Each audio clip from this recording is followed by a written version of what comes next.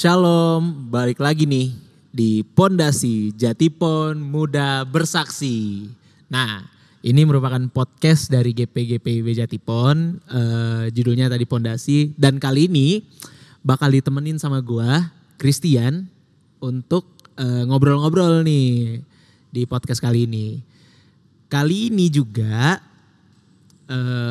dalam rangka HUT GPGPIB ya, kita mengundang satu tamu. Tapi sebelum ke tamu spesial kali ini, HUT GPIB kali ini ya, itu mempunyai temanya sendiri, yaitu bersinar nyatakan kasih ya. Kita membuat tema yaitu Life Should Be a Blessing. Nah, ini balik nih.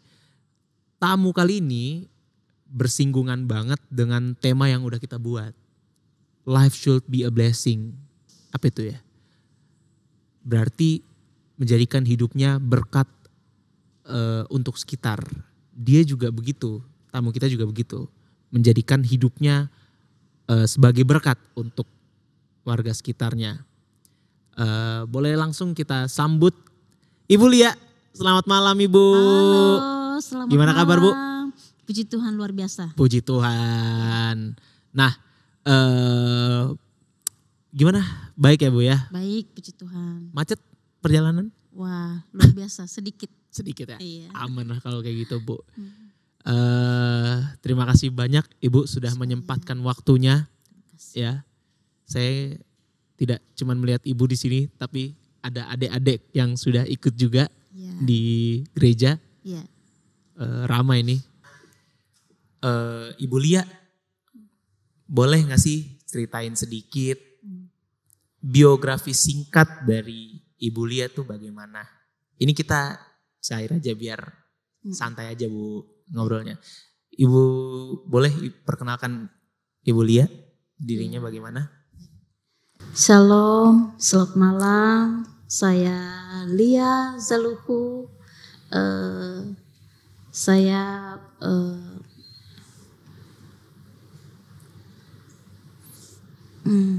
saya sebagai ibu dari anak-anak saya di Panti Kasih Hagaini Mulia. Dan terima kasih kami ucapkan sudah mengundang kami. Dan dalam pelayanan ini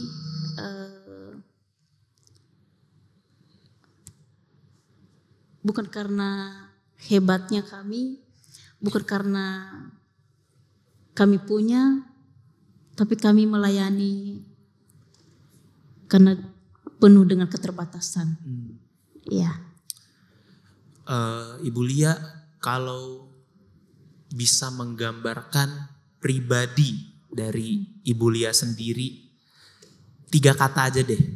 Apa kira-kira Bu?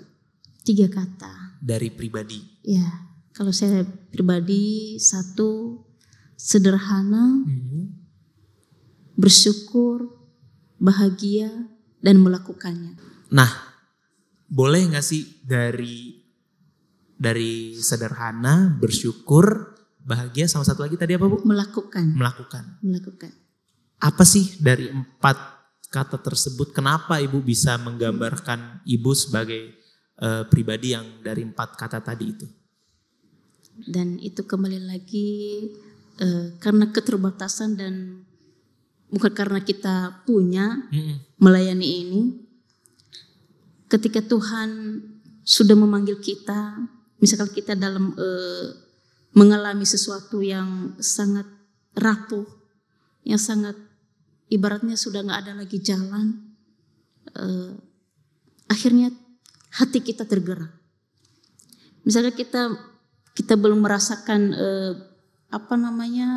belum mengalami hal-hal yang menurut kita itu baik-baik saja hidup ini, ya kan?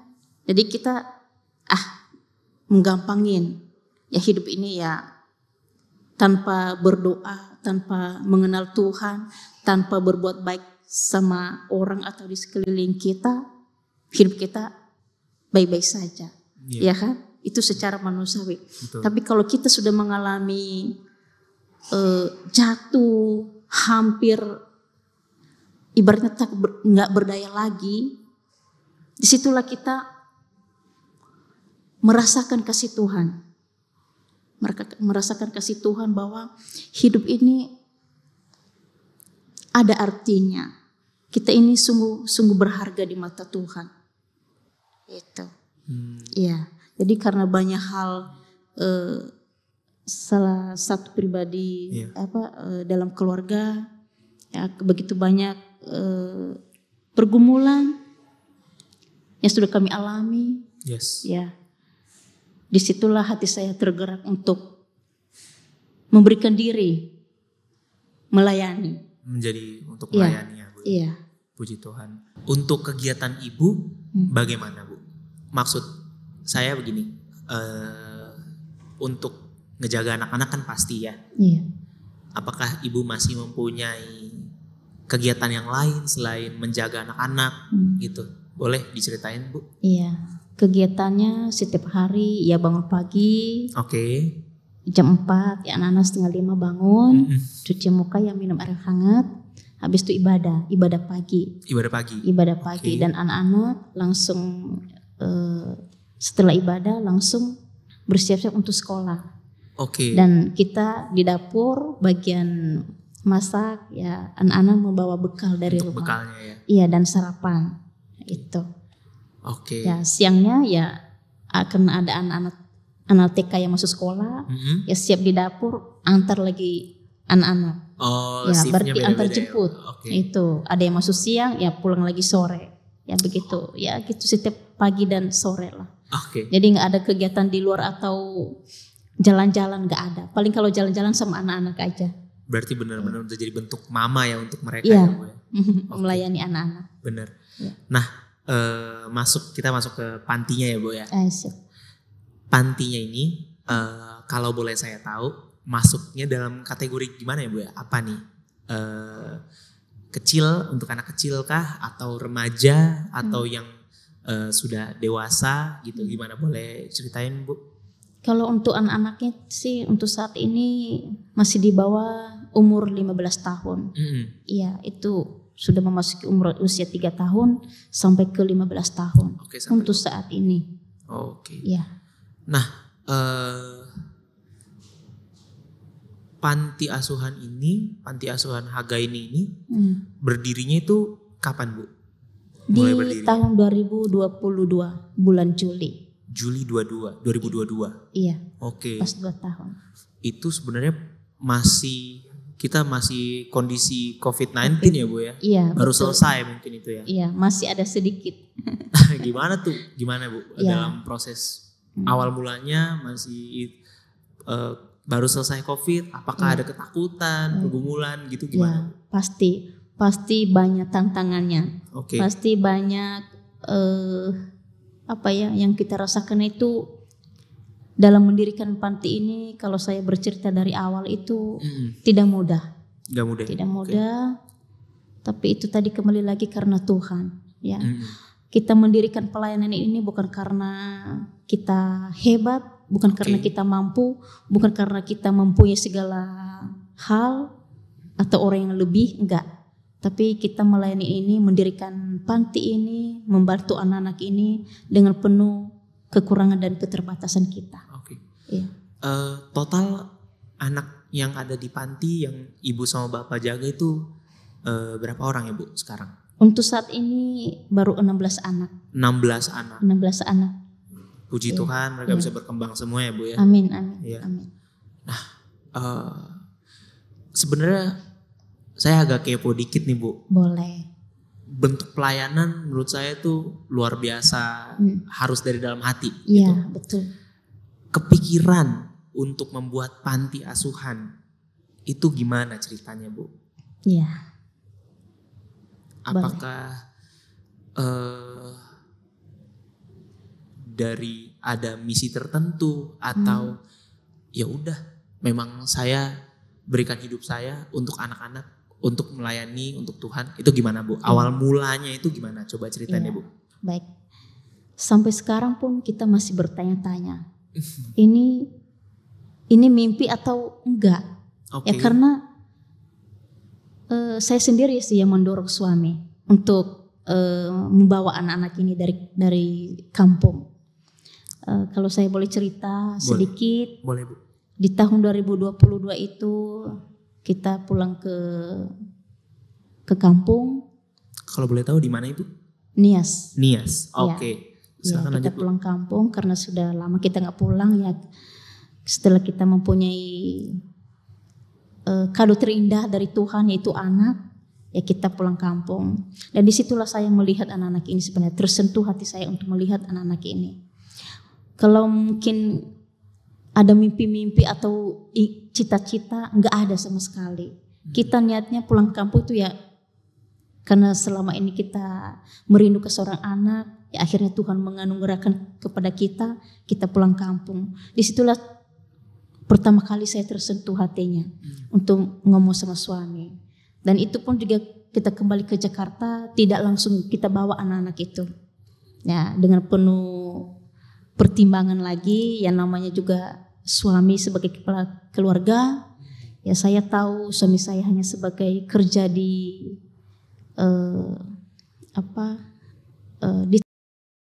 di Jakarta, ya dengan gaji UMR Jakarta, ya itu salah satunya juga pertimbangannya. Mungkin sebagai kepala rumah tangga nggak mungkin, jangan bawa anak-anak ini. Ya kita aja dengan penuh keterbatasan, penuh kekurangan, ya kamu tahu sendiri setiap bulannya berapa pemasukannya dan berapa pengeluarannya. Benar, Bu. Kamu mikir bawa anak-anak ini, ya kan? Ya tapi itulah, biar kita kembali lagi ke Jakarta. Akhirnya kita kembali ke Jakarta, tapi hati saya masih teringat sama anak-anak itu. Ini kita harus bawa anak-anak ini. Siapa lagi kalau bukan kita yang membantu anak-anak ini. Mungkin kalau di daerah setempat mungkin ada yang kepala daerah yang ini pemerintah setempat. Membantu. Ya, tapi kan kalau kita menunggu itu lagi ya lama. Iya kan? Betul.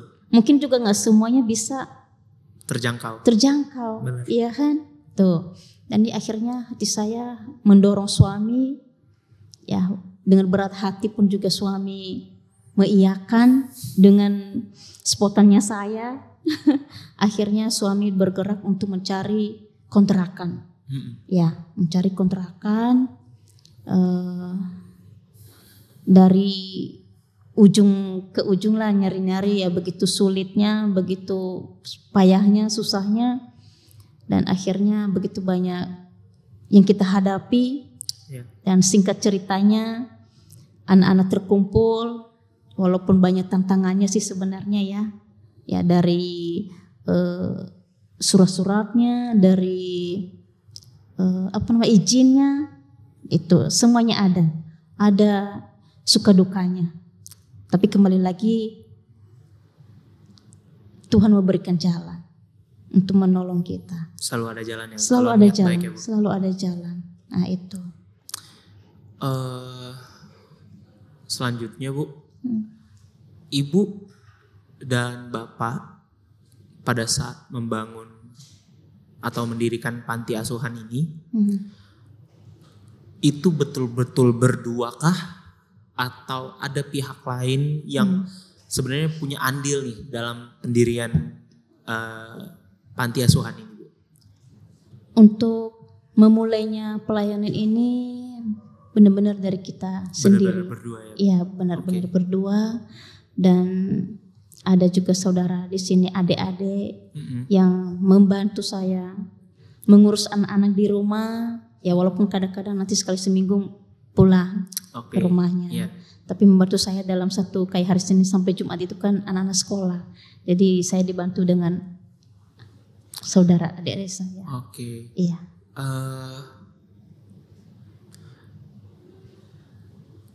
Pada saat mungkin mendirikan sebuah panti asuhan itu merupakan hal yang tidak mudah ya Bu ya?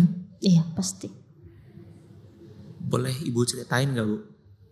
Apakah dari Bapak yang bercerita kepada Ibu ataupun Ibu bercerita kepada Bapak ketakutan ya, ketakutan terbesar yang pribadi ibu dan bapak rasakan, baik sudah mendirikan, baik sebelum mendirikan, sedang mendirikan, dan sedang berjalan ini tentang panti asuhan ini? Kalau rasa ketakutan, khawatir itu pasti ada. Oke. Dari memulainya pun dari saya mendorong suami pun, suami sudah mulai merasakan ketakutan dan khawatir. Sudah jadi pergumulan ya? Iya. Tapi dengan saya yakin, jangan pernah takut susah atau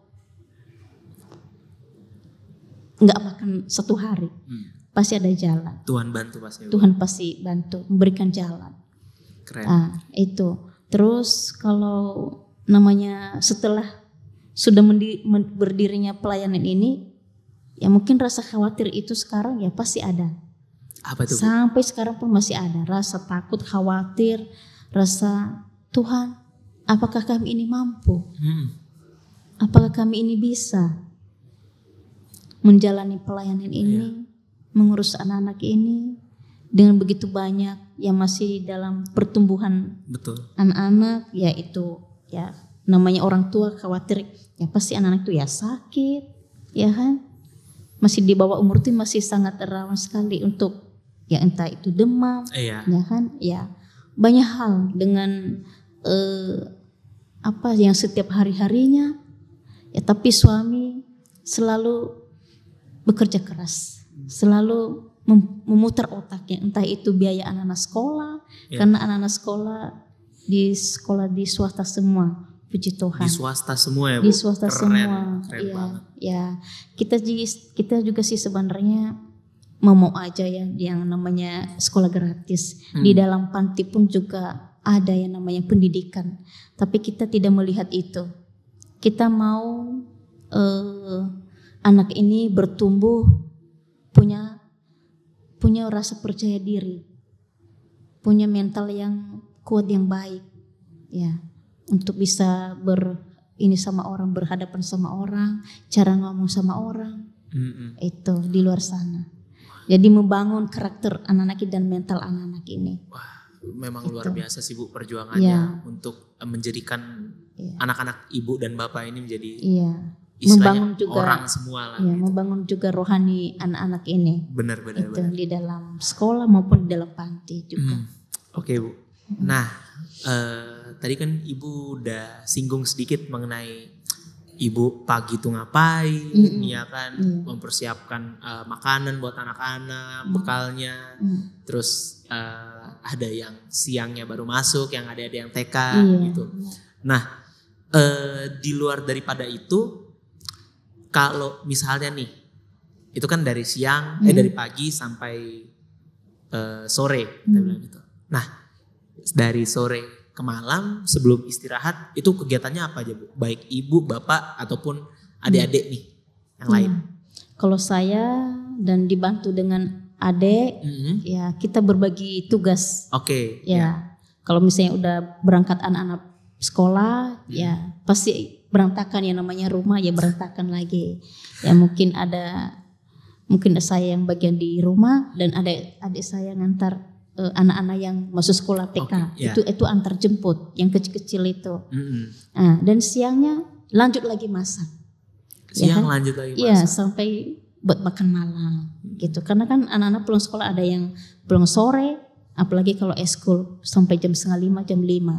Wah, sore juga. Iya, dan ya pasti siangnya ya ada tugas anak-anak yang SD, TK ya mengajarin anak-anak. Ya pekerjaan rumah yang lain lah. Kayak gitu, palingnya sore lagi ya ibadah lagi. Ya kita saling ngobrol, sharing sama anak-anak apa suka dukanya kayak gitu. Jadi di malam hari kita ada sebuah apa itu? Untuk perkumpulan bercerita sama anak-anak.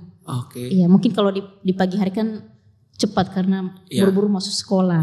Jadi diambil malamnya. Iya, di malam hari ada kesempatan kita untuk saling sharing. Nah, kita selalu setiap malam Bu. Iya, kita selalu menanyakan apa suka dukamu. Ya, anak-anak itu kan pasti karena cerita dari pagi siang sampai malam, ya kan, entah itu dia lagi senang sama teman-temannya, mungkin ada teman-teman di sekolah ada yang membagikan makanan, bercerita, oh tadi saya dibagikan makanan gini-gini, oh itu puji Tuhan. Iya. Itu. Yang 15 tahun itu udah SMP ya Bu ya? Iya, SMA sekarang. Iya 15 tahun udah SMA. Harusnya lagi berbunga-bunga juga ya Bu. Iya, makanya kita kan ada waktu untuk di malam hari sharing di situ biar terbuka bener Bu. Jadi untuk juga ngasih nasihat sama mereka. Benar. Ya, karena sekarang begitu pergaulan sekarang ini ya jangan sampai terjerumus dengan hal yang tidak baik. Benar Bu, sepakat saya. Ya itu. Nah itu kan tadi keseharian ibu, bapak sama adik-adik yang lain nih. Boleh diceritain gak sih Bu bentuk dari sebenarnya yang saya mau tanya ini penyertaan Tuhan, tapi dari tadi tuh Ibu pasti ceritanya itu udah jelas dari penyertaan Tuhan gitu loh. Gitu. Nah, yang gini aja nih, itu kan tadi bentuk penyertaan Tuhan dalam panti ya kan, dalam kehidupan panti. Tapi secara umum untuk pribadi Ibu bagaimana bentuk penyertaan Tuhan secara pribadi ya? Oh ya, pasti banyak banget. Oke. Sebelum mendirikan pelayanan ini pun juga ya saya dan suami mengalami banyak hal. Iya, seperti tadi yang saya bilang, kalau kita hidup ini lurus-lurus aja, baik-baik aja, jadi kayak masa bodoh gitu loh. Iya. Ya, kita datang ke gereja, kita berdoa, ya udah. Selesai. Iya. Ya kan? Jadi hidup lurus-lurus saja. Tapi ketika kita mengalami sebuah pergumulan, dalam pergumulan itu pasti banyak butuh proses. Ya kan? Kalau Tuhan sayang kita itu pasti dikasih dulu kerikil-kerikilnya. Kita mampu gak melewati itu semua? Seberapa kuat sih? Seberapa kuatnya kita? Seberapa kuatnya kita untuk bersabar, menantikan janji Tuhan. Itu. Maksud dan tujuan. Ya, maksud dan tujuan Tuhan dalam hidup kita ini. Ya, kalau kita mengartikannya ya tapi memang tidak mudah sih memang. Kadang-kadang kita melangkah itu untuk menunggu sabar itu, kalau kita nggak sabar-sabar putus di tengah jalan. Jadi ibaratnya ya mungkin hidup ini ya bisa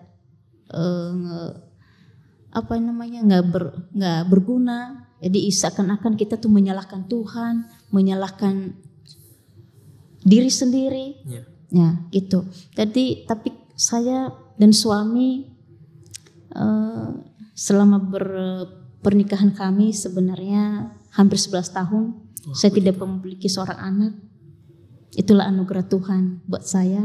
Di tahun 2020 itu makanya saya pulang kampung.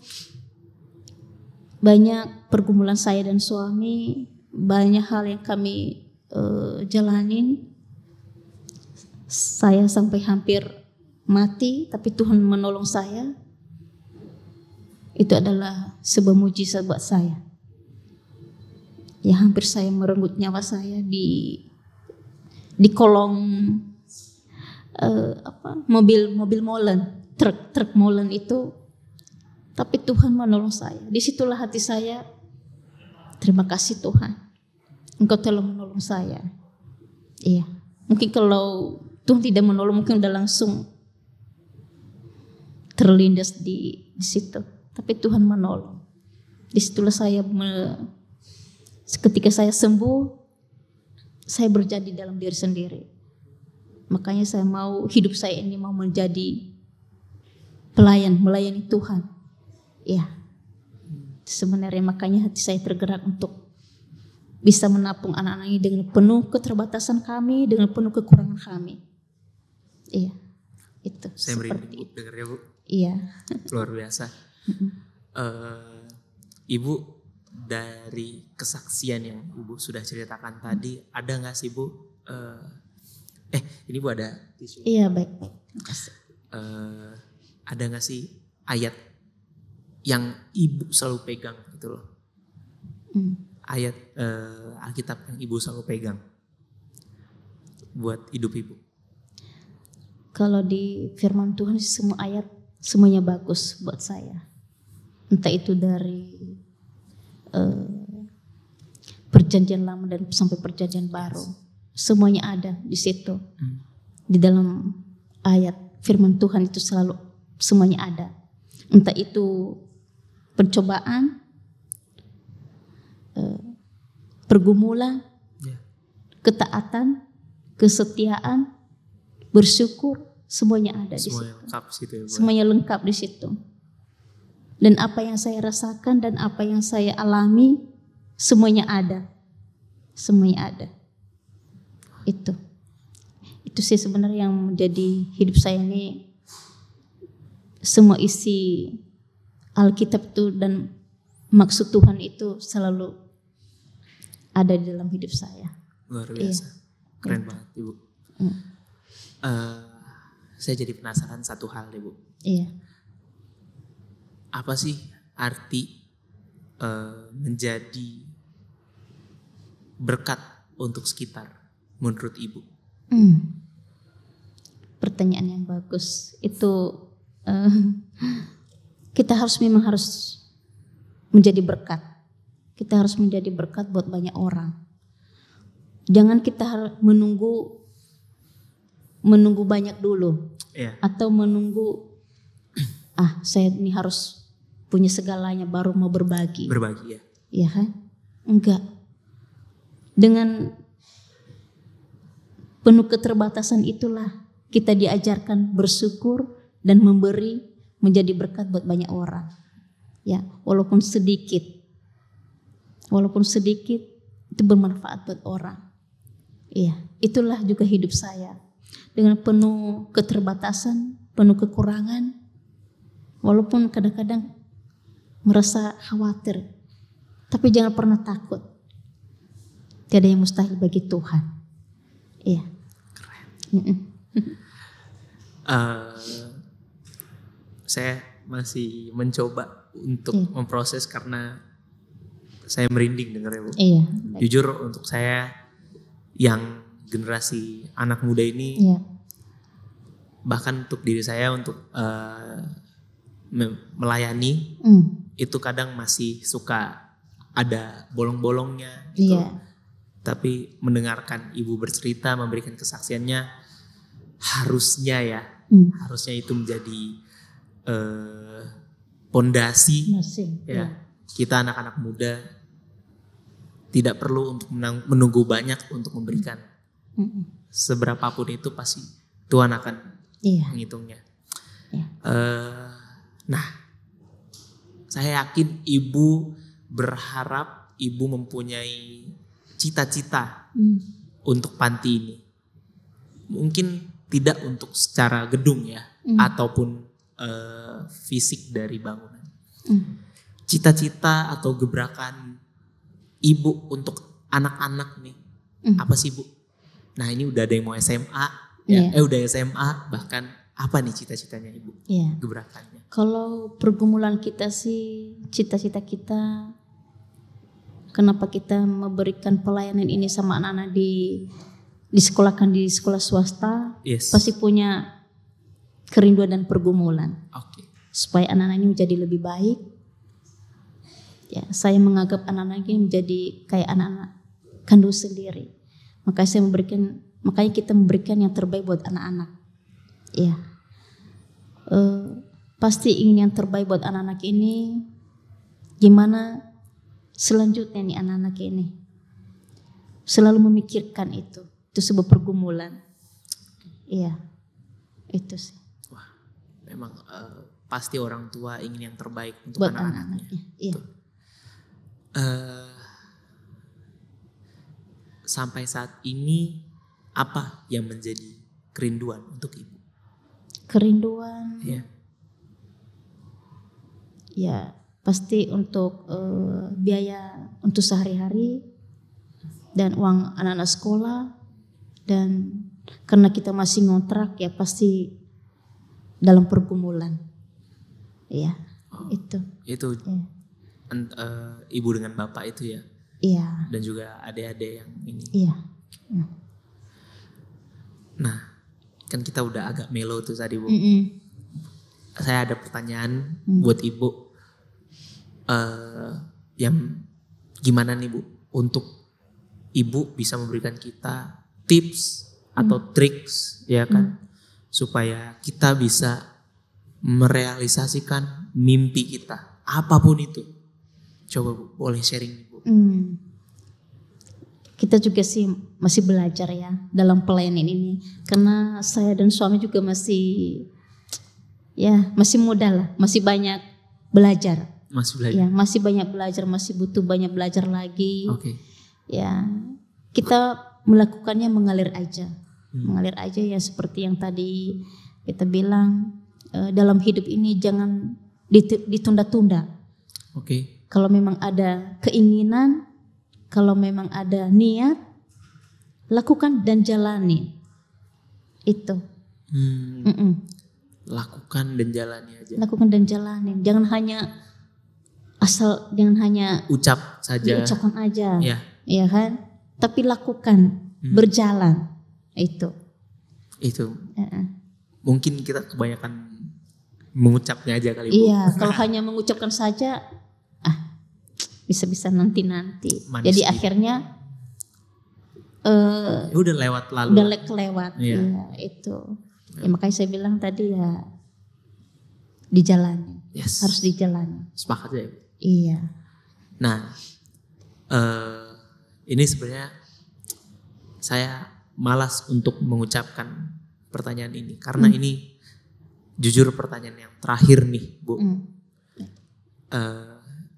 Ibu, boleh saya minta Ibu memberikan pesan kepada pemuda di zaman sekarang, untuk saya, untuk siapapun nanti pemuda, rekan-rekan pemuda yang menonton ini, boleh nggak sih, Bu, diberikan pesannya supaya kita kalau mau berkarya, mau memuliakan Tuhan itu maksimal, boleh nggak, Bu? Iya. Anak-anak muda sekarang sebenarnya udah banyak kemajuan ya, sudah banyak kemajuan. Tinggal seperti tadi, jangan hanya diucapkan, jangan hanya diam saja. Oke. Bergerak, lakukan, jalani, andalkan Tuhan.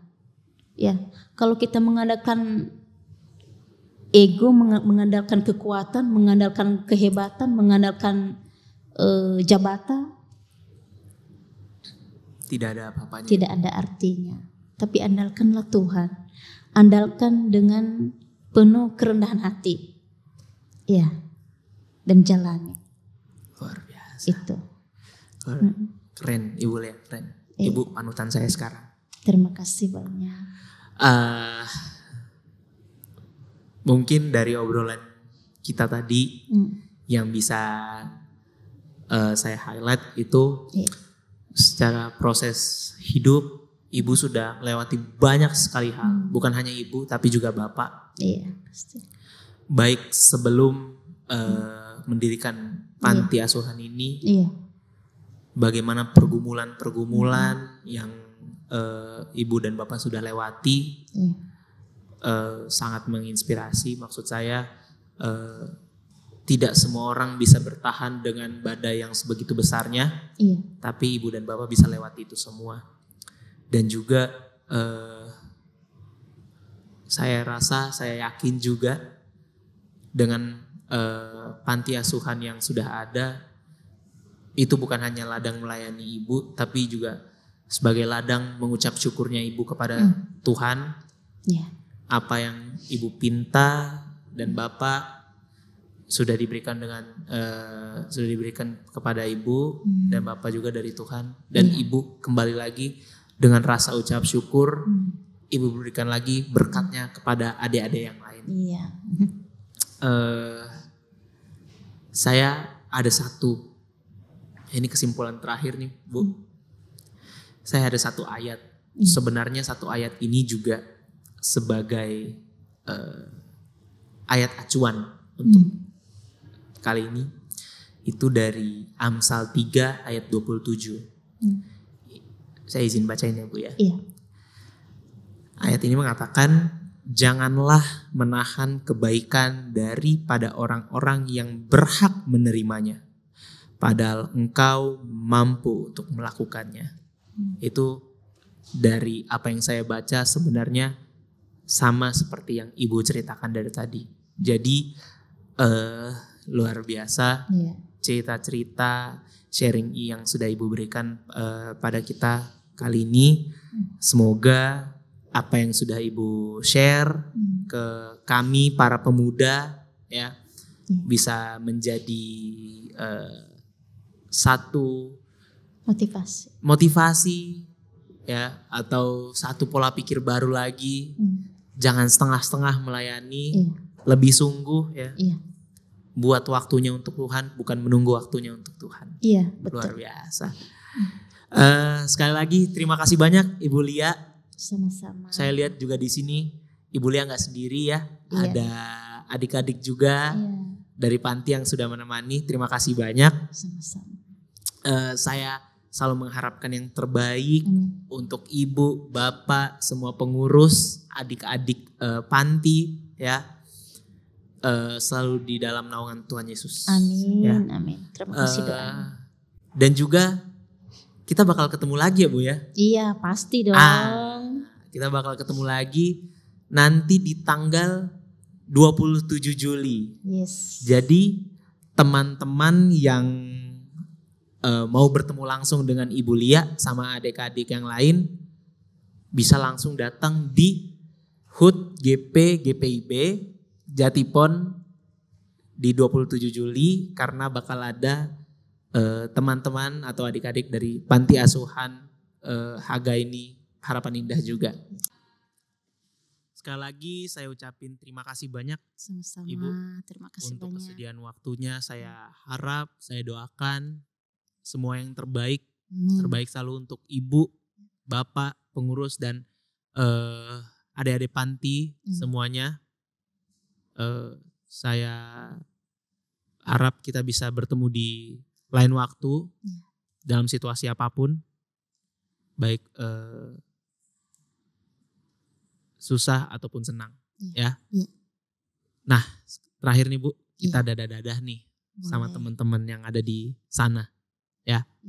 Sampai ketemu lagi di Pondasi Jatipon Muda Bersaksi. Dadah. Semangat melayani Tuhan, anak-anak muda. Shalom kakak abang yang terkasih dalam Tuhan. Jangan lupa datang ke HUT GP GPIB Jatipon hari Sabtu tanggal 27 Juli tahun 2024 jam 3 sore. Jangan lupa kakak abang, sampai ketemu lagi. Tuhan Yesus memberkati. Amin. Dah.